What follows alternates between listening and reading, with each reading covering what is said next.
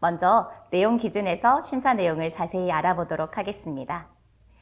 내용, 연사는 주장, 설명, 예시, 각각의 요소를 유기적으로 연결하여 팀의 입장을 제시합니다. 심사자는 연사들이 주제에 대해 이해하고 입론에 잘 녹여냈는지 혹은 전체적인 흐름이 맞는지를 잘 보시고요. 찬성 측이 발언할 때는 반대 측의 입장에서, 반대 측이 발언할 때는 찬성 측의 입장에서 양측의 논거를 반박하며 들어야 합니다. 앞서 이 연사의 역할에서 제시된 반박의 방법에 따라 사실성, 관련성, 충분성, 효과성, 부작용 등 기준에 비추어 반박해보면 됩니다. 또 예를 들어 논거의 제시 방법에 따라 입론을 심사하는 질문을 만들어 본다면 다음과 같습니다. 함께 보실까요? 각 연사의 입론을 심사했다면 경기를 하며 생기는 반박들이나 POI, 상대 신문에 대해서 심사가 필요합니다. 앞서 이 연사의 역할에서 제시된 오류 검증의 방법에 따라 심사하는 질문을 만들어 본다면 역시 다음과 같습니다.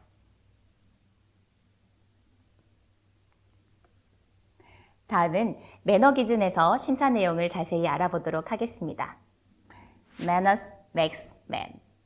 매너가 사람을 만든다 라는 영화의 명대사 알고 계신가요? 여기서 manners를 매너로 쓴다면 방식이 사람을 만든다 라는 뜻이 됩니다. 평가 기준 항목에서 매너는 우리가 흔히 쓰는 예의라는 뜻보다는 설득의 기술적 방법으로서 크게 언어적 부분과 비언어적 부분으로 나눌 수 있습니다. 언어적 매너를 살펴볼까요? 같은 말하기를 하는데 설득력 있어 보이는 말하기가 있죠. 말하기의 기술이 뛰어나면 내가 반대의 마음을 가지고 있어도 설득이 되는 묘한 현상이 발생합니다. 살 마음이 아니었는데 저만의 말을 듣고 있으니 나도 모르게 손에 상품이 들려있다거나 들을 마음이 아니었는데 나도 모르게 홀린 듯이 듣고 있다면 그 사람들의 말하기 기술이 매우 뛰어난 거라고 할 수 있습니다. 말하기의 기술은 상황에 따라 매우 다양해서 정확히 이것이 기술이다 라고 정하기는 어렵지만 보통 다음과 같습니다. 발음을 흘리거나 뭉개거나 혀 짧은 소리를 내면 청중들이 듣고 이해하기 어렵습니다. 청중들이 듣고 이해하기 어렵다는 것은 설득력이 떨어진다는 이야기죠. 어조, 말의 높낮이로 강조를 해야 될 부분이나 중요한 부분의 어조를 높이면 사람들이 더욱 집중하게 됩니다. 이렇게죠. 다음, 강약. 목소리의 크기로 어조와 마찬가지로 강조를 해야 될 부분이나 중요한 부분에서 변화를 줍니다. 조금 더 집중이 되시나요? 다음, 말투죠. 부드러운 말투, 단호한 말투, 진지한 말투 등 말할 내용과 대상에 따라 다른 말투가 필요합니다. 속도 부분입니다. 랩하듯이 너무 빨리 말하거나 사람들이 단어를 받아들이고 이해하는 보통 속도보다 오히려 느리게 말하면 청중들이 이 또한 이해하기 어렵습니다.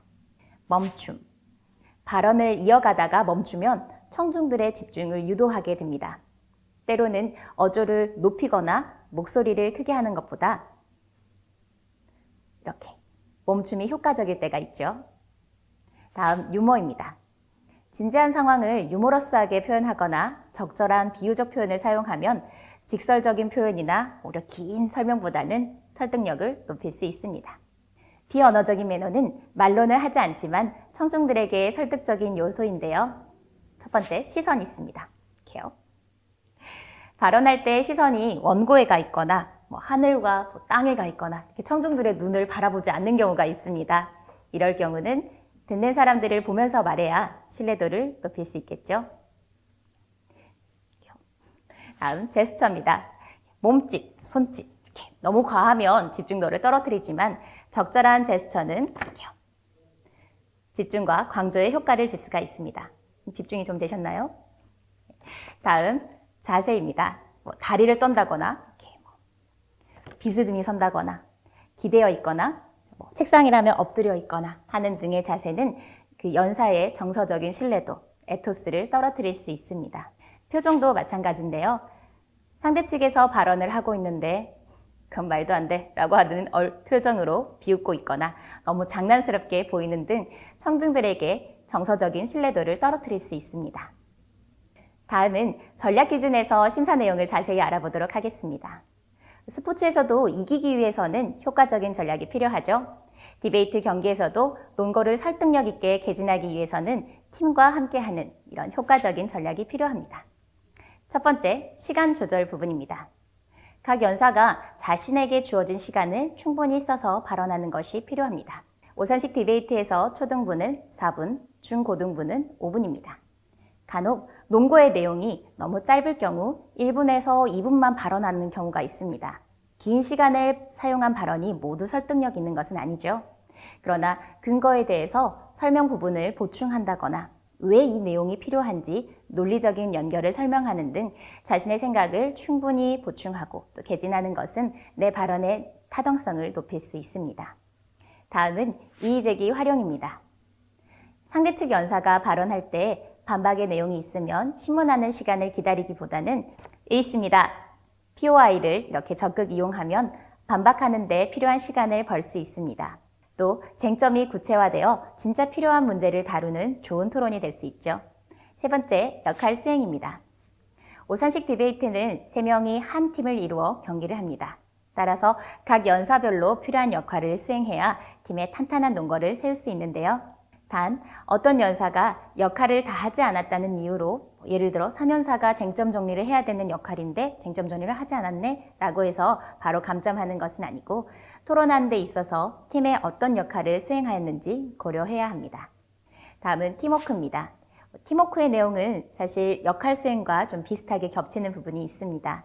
예를 들어 앞의 연사가 충분한 설명을 못했을 때 다음 연사가 보충하여 발언을 한다거나 앞의 연사가 답변을 유도하고 뒤의 연사가 연결하여 논거를 강화시키는 등 일관된 논리를 제시하며 유기적인 역할 수행 여부를 총체적으로 심사합니다.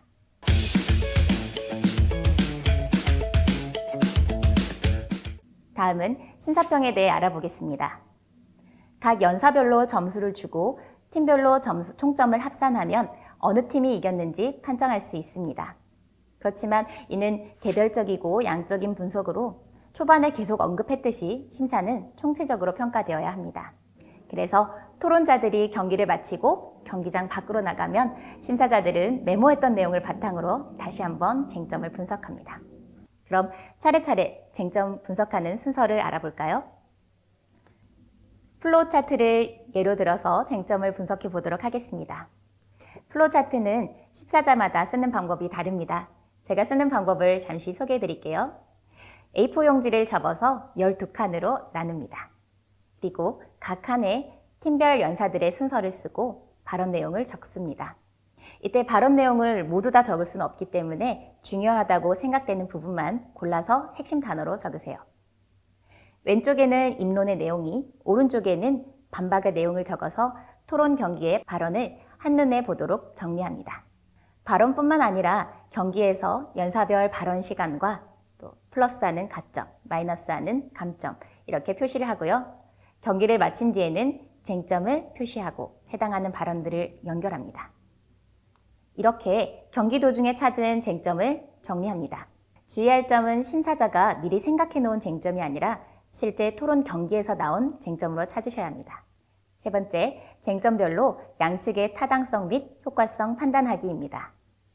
각 쟁점별로 양측이 어떤 논거를 개진했는지, 또 어느 측이 논리적으로 타당했는지, 자신의 주장이 더 타당한 이유를 제시했는지, 혹은 상대팀의 주장이 비합리적인 이유를 설명했는지 등 효과성을 파악합니다. 그리고 드디어 심사자별 승패 판정하기입니다. 경기에서 가장 주요했던 쟁점을 가져간 팀을 판정하고 팀의 총점을 결정합니다. 이때 팀의 총점은 승리한 팀의 총점이 높아야 하기 때문에 개인 연사의 점수를 조정할 수 있습니다. 자, 이제 이 경기에서의 승패 판정 과정입니다. 첫 번째, 심사자들의 토론입니다. 심사자별로 승패를 판정했다면 각 심사자들의 결과를 듣습니다. 각 심사자들은 어느 팀의 승리를 주었는지, 왜 그 팀이 승리했다고 생각하는지 등을 간략하게 이야기 나눕니다. 이때 중요한 점이 있는데요. 서로 다른 팀의 승리를 판정한 심사자들끼리 합의하거나 압력을 행사하여 승패 판정을 바꾸지 않습니다. 심사를 하는 기준이 분명 존재하지만 설득력이 있다고 판정하는 기준은 개인마다 다르기 때문에 서로 다른 관점의 이야기를 들어보는 것입니다. 그러나 또 다른 심사자의 설명을 듣고 이 부분은 내가 놓쳤던 거네 하고 본인이 놓쳤던 부분을 깨닫게 되거나 설득이 되었다면 스스로의 판정 결과를 바꿀 수 있습니다. 이러한 공유 시간을 통해서 승패 이유를 설명하는 피드백을 함께 만드는 기회로 삼을 수 있죠. 이제 최종적으로 경기 승패를 결정하게 되는데요. 심사자는 각 경기에 홀수로 들어가게 됩니다. 때문에 다수결에 의해서 이 경기의 승패를 결정합니다. 이 경기의 승패를 결정하셨다면 심사평을 준비하셔야겠죠. 심사평은 어떤 구조를 띠고 있는지 알아보도록 하겠습니다.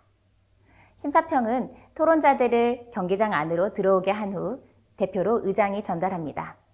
단, 아까 심사자들끼리 토론하는 과정에서 의장이 소수의 의견인 경우 패널이 심사평을 대신할 수 있습니다.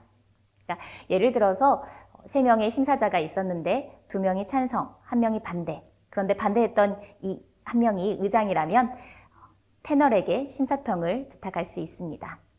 또는 심사자 토론 때 메모한 내용을 보고 의장이 직접 심사평을 할 수도 있습니다. 이제 심사평의 순서를 알아볼 건데요. 첫 번째, 경기에 대한 전체적인 소감으로 시작합니다. 매우 흥미진진한 경기였습니다. 라든지 이번 경기는 매우 치열한 경기였습니다. 라든지 전체적인 소감을 이야기합니다. 두 번째, 승패를 알려줍니다. 이번 경기는 심사위원들의 토론 결과 몇 대 몇의 결과로 어느 팀의 승리입니다. 세 번째, 쟁점 및 타당성과 효과성을 설명합니다. 이것은 심사자들끼리 토론하셨을 때 이야기했던 바를 간략하게 정리하여 전달합니다. 다음은 승리한 측의 타당했던 쟁점 부분을 강조하고 설명합니다. 승리한 팀이 왜 좀 더 설득력 있었는지 강조하여 정리하는 부분인데요. 중요한 것은 단순히 내용을 정리하여 전달하는 것이 아니라 비교하여서 어느 부분이 좀 더 돋보였는지 설득력이 있었는지를 강조하는 것입니다. 그리고 마지막으로 피드백 부분인데요. 팀이나 개인 연사들에게 향후 토론 경기에서 각 토론자들이 어떤 부분을 개선하면 더 좋을지들을 조언합니다. 제가 심사평을 예시로 읽어드리도록 하겠습니다. 논제, 본 의회는 제약 없는 파업권을 지지한다 였습니다. 그러면 시작하겠습니다. 네, 매우 치열한 경기였습니다. 이번 토론 경기의 결과는 3대2로 찬성팀의 승리입니다. 저희가 찾은 쟁점은 3가지였습니다. 첫 번째 쟁점인 공공의 이익인가 피해인가의 부분에서 찬성팀은 주장 2번째에서 공공의 이익이 될 수 있다고 발언을 했고, 반대측은 주장 첫 번째와 2번째에서 공공의 피해와 경제적인 피해를 줄 수 있다고 했습니다. 파업이 일어나면 불편함 또는 어느 측의 피해는 불가피한 현재 상황에서 반대측은 필수 유지 업무 제도가 있든 없든 일어나는 피해는 단정할 수 없고 차이가 없다고 발언한 내용에 대해 찬성 측이 모순됨을 지적하면서 제약 없는 파업이 일어났을 때 어떤 더 큰 부작용이 있는지 명확히 설명하지 못했습니다. 이에 반해 찬성 측은 국민 대다수가 노동자이고 권리 향상으로 공공의 이익이라는 장기적인 안목에서 공공성을 확보하여 이 쟁점은 찬성 측이 더욱 설득적이었다고 판단하였습니다. 이런 식으로 각 쟁점마다 비교하고 분석하여서 설명을 해주시면 됩니다.